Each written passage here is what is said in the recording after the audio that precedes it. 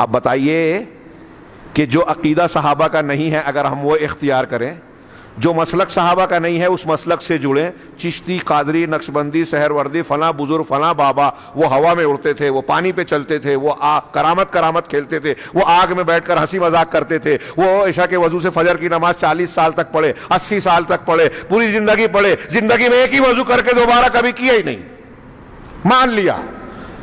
ان کے پیچھے چلنا ہمارے پاس کوئی دلیل ہے کہ ہم اس کے پیچھے چلیں گے؟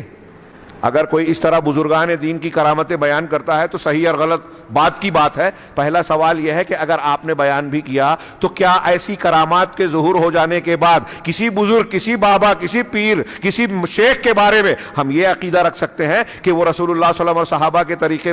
کا مقام اس کو حاصل ہو گیا، اب اللہ کے رسول اور صحابہ کے طریقے کو چھوڑ کر فلاں پیر صاحب کے طریقے پر چلیں، فلاں بابا کے طریقے پر، امام کے طریقے پر، ہوا میں اڑ رہے ہیں، پانی پہ چل رہے ہیں، ان کے طریقے پہ چلیں تو ہم نجات پا جائیں گے؟ ایسی کوئی دلیل آپ کے پاس ہے؟ اللہ نے رسول کے بارے میں کہا جو دے دے لے لو، جس سے منع کر دے رک جاؤ۔ رسول کے بارے میں کہا کہ اللہ کی اطاعت کرو، رسول کی اطاعت کرو۔ یہاں کہا کہ اگر نجات پانا ہے تو وہی طریقہ اختیار کرنا ہوگا جو اللہ کے رسول کا اور آپ کے صحابہ کا تھا، آپ کے شاگردان کا تھا۔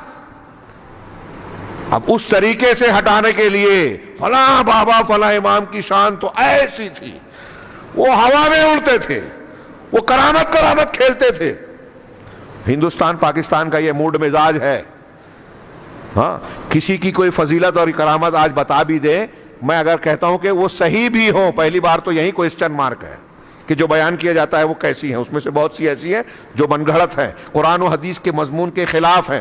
ہاں ابھی ہم اس پر گفتگو نہ کرتے ہوئے بھی یہ کہنا چاہتا ہوں میں کہ تھوڑی دیر کے لیے بزرگان دین کی اس بزرگی کو مان لیں جو لوگ بیان کرتے ہیں، لیکن کوئی بھی دنیا کا بڑے سے بڑا بزرگ اللہ کے نبی صلی اللہ علیہ وسلم کی حیثیت، مقام، منصب نہیں حاصل کر سکتا۔ ارے ان بزرگوں کی بات چھوڑیے، آپ نے تو صاف صاف فرما دیا کہ اگر موسیٰ بھی زندہ ہوتے تو میری اتباع کے بغیر چارہ کار نہیں ہوتا۔